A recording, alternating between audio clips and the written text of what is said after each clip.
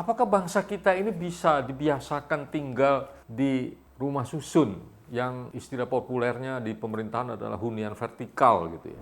Di seluruh dunia tidak ada bangsa yang begitu jadi negara, jadi bangsa itu udah terbiasa tinggal di hunian vertikal. Semua bangsa juga dulunya tinggal di lahan bertapak. Tapi ketika orang menjadi berkota dan membangun kota-kota, orang menyadari bahwa kelebihan dari sebuah kota adalah tinggal saling berdekatan.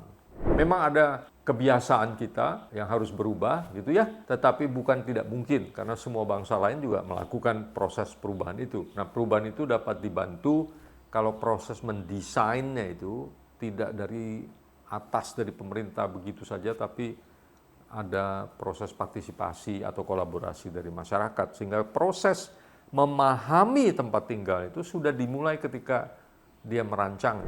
Jadi hunian vertikal mempunyai kegunaan juga untuk menghemat ruang supaya kita bisa berbagi, dan karena itu bisa berperan untuk mengurangi banjir.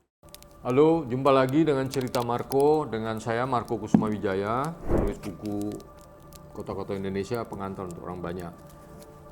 Minggu lalu kita membahas banjir. Konsekuensinya memang kita harus merencanakan kota yang lebih kompak. Kompak itu artinya banyak tersisa ruang-ruang untuk ruang air, sebetulnya juga berguna untuk kehidupan rekreasi dan sosial gitu.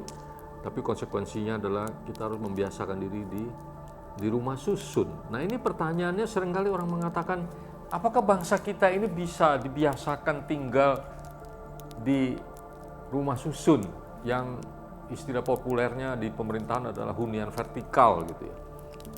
Bahkan waktu lalu ada seorang pejabat pemerintah yang menggunakan istilah sumber daya manusia. Jadi dia bilang, tapi sumber daya manusia di sana apa bisa ya tinggal di rumah susun yang vertikal? Saya kaget mengapa menggunakan istilah sumber daya manusia, tapi maksudnya ternyata menunjuk kepada, dalam tanda petik, masyarakat berpenghasilan rendah yang dianggap kurang berpendidikan sehingga kurang mampu menyesuaikan diri. Nah, teman-teman, di seluruh dunia tidak ada bangsa yang begitu jadi negara, jadi bangsa itu udah terbiasa tinggal di hunian vertikal. Semua bangsa juga dulunya tinggal di lahan bertapak. Tapi ketika orang menjadi berkota dan membangun kota-kota, orang menyadari bahwa kelebihan dari sebuah kota adalah tinggal saling berdekatan. Ya, karena kota itu hidup dari interaksi sosial, dari perdagangan yang harus mendekatkan, dan kemudian dekat satu sama lain itu juga dalam pengertian untuk mendapatkan fasilitas perkotaan. Fasilitas perkotaan itu bisa air minum, bisa angkutan umum, bisa juga bioskop, bisa juga permandian bersama, kolam renang, dan seterusnya. Hidup berdekatan. Nah, kalau kita lihat dari kebutuhan lingkungan, memang kita perlu membangun hunian itu vertikal. Nah, pertanyaannya selalu, kenapa ya sekarang kok rumah susun itu jelek dan sebagainya, lalu orang tidak disiplin. Nah, kalau pengalaman kami punya beberapa pengalaman. Pertama, menemani masyarakat bersama-sama merancang kampung susun akuarium. Kemudian belakangan ini kami juga membuat yang kami sebut hunian flat mini yang hanya terdiri dari 4 lantai, 7 unit gitu ya. Nah, dari pengalaman itu kita merasa ada banyak hal yang bisa diperbaiki gitu. Dari segi proses maupun dari segi desainnya. Misalnya begini, proses partisipasi itu dalam kasus kampung akuarium membuat orang itu sadar bahwa hidup bertetangga vertikal dengan bertetangga horizontal itu memang berbeda. Lalu menurut saya apa yang terjadi di kampung akuarium, karena prosesnya partisipatif, maka proses penyesuaiannya itu sudah terjadi di proses perancangannya gitu. Sama juga dengan yang kami alami itu. Bukannya tanpa masalah gitu ya. Misalnya ada masalah dengan suara lift, lalu ada orang yang tidak mau unitnya dekat lift misalnya gitu. Itu kan ada masalah-masalah teknologi atau masalah perancangan, misalnya liftnya menonjol keluar, tidak ke dalam, dan seterusnya. Jadi ada memang penyesuaian-penyesuaian yang harus dibantu dengan teknologi, dibantu dengan proses gitu. Jangan lupa bahwa bukan hanya bangsa Indonesia yang awalnya mengalami kesulitan. Di banyak negara lain juga awalnya mengalami kesulitan. Karena saya katakan semua bangsa dulu hidupnya juga petani gitu. Termasuk orang Jepang, orang Perancis dan sebagainya gitu. Di Singapura kita tahu di awal-awal itu ada yang orang ada beberapa kasus orang karena stres tinggal di lantai atas tidak bisa keluar ke halaman. Nah, saya merasa salah satu alat yang bisa menengahi transisi antara hidup di atas tanah dengan di atas tanah, menempel tanah, bertapak tanah dengan di atas itu misalnya adalah balkon. Gitu. Balkon itu membuat kita merasa bisa keluar dari ruangan, ya, bisa berhubungan langsung dengan udara segar dan sebagainya, dan bisa bercocok tanam juga di balkon gitu ya, secara terbatas.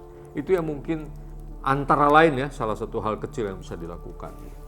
Nah, secara sejarah memang kita ini terlambat. Gitu. Mengapa? Karena orang Belandanya sendiri ketika menjajah kita, itu maunya hidupnya di tanah bertapak.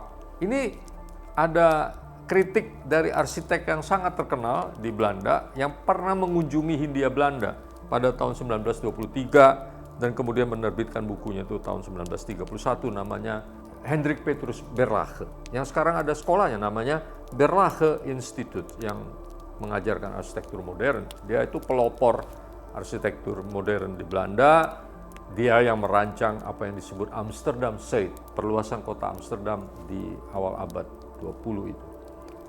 Dia mengatakan ini orang-orang Belanda yang datang ke Hindia Belanda, ini berarti yang dia lihat adalah tahun 20-an itu.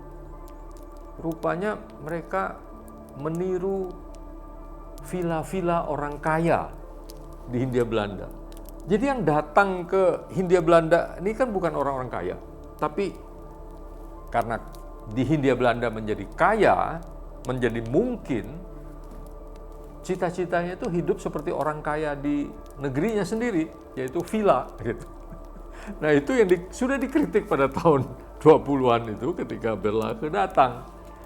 Dan orang Belanda tidak memperkenalkan tipe bangunan berlantai banyak ketika menjajah Indonesia.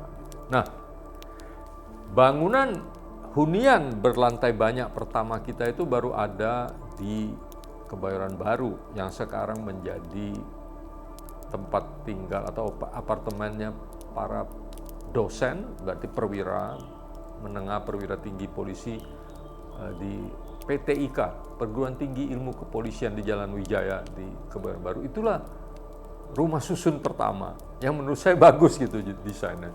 Nah, belakangan ini makin belakang memang kita lihat rumah susun itu sebetulnya menurut saya bukan rumah susunnya per se begitu saja salah, tetapi karena memang desainnya tidak bagus gitu. Kalau kita melihat katakanlah yang paling dekat dengan kita di Singapura, banyak sekali desainnya yang bagus-bagus itu. Yang menyebabkan orang betah. Juga lantai dasarnya bisa buat kegiatan sosial dan lain-lain yang kita coba terapkan di rumah susun Angkor. Jadi gini, memang ada kebiasaan kita yang harus berubah gitu ya, tetapi bukan tidak mungkin karena semua bangsa lain juga melakukan proses perubahan itu. Nah, perubahan itu dapat dibantu kalau proses mendesainnya itu tidak dari atas dari pemerintah begitu saja, tapi ada proses partisipasi atau kolaborasi dari masyarakat, sehingga proses memahami tempat tinggal itu sudah dimulai ketika dia merancangnya. Dan pada saat yang sama dengan demikian mungkin desainnya sendiri bisa disesuaikan dengan kebutuhan kita yang khas gitu. Tentu saja lalu kita juga harus menerima tidak semua bisa ditampung kan. Kalau misalnya Anda bercocok tanam, ya masih bisa di balkon pakai pot gitu. Barangkali balkon tuh dikasih tanah juga bisa, tapi terlalu kan tebelnya harus lebih kuat dan sebagainya, macamnya betonnya. Ada hal-hal yang bisa dan ada hal-hal yang tidak. Tetapi sekali lagi tinggal di hunian vertikal mempunyai juga banyak keuntungan ya. Keuntungan buat diri sendiri, dekat kemana-mana, juga keuntungan buat alam, buat seluruh kota. Ya, hunian vertikal itu tadi di depan udah kita katakan itu justru mendesak ketika kita mau mau katakanlah lebih bebas dari banjir ya. Kita nggak bisa mau segalanya nih gitu loh, mau bebas dari banjir, tapi semuanya mau rumah bertapak, dan kita tahu sekarang dari kasus-kasus belakangan penyebab banjir adalah rumah-rumah bertapak yang mengambil ruang air yang sebetulnya di tata ruang semula tidak diizinkan untuk dibangun. Ya, memang kalau kita mau solusi yang yang pasti dan lebih permanen adalah kita harus berbagi ruang, termasuk berbagi ruang dengan air. Bukan air dalam pengertian danau, kadang-kadang diperlukan, tapi tempat untuk air kemudian menyerap itu juga penting, dan itu bisa jadi taman sebetulnya. Nah, jadi hunian vertikal mempunyai kegunaan juga untuk menghemat ruang supaya kita bisa berbagi, dan karena itu bisa berperan untuk mengurangi banjir. Tapi sekali lagi tetap aja kita harus hemat ya, jangan karena mentang-mentang boleh bangun vertikal tapi kemudian bangun vertikalnya juga lebar-lebar gitu. Jadi setiap orang punya rumah yang besar-besar yang tidak kompak, akhirnya juga tidak baik. Jadi pengertian hunian vertikal adalah juga hunian yang kompak, yang praktis, tapi nyaman dan juga membantu kita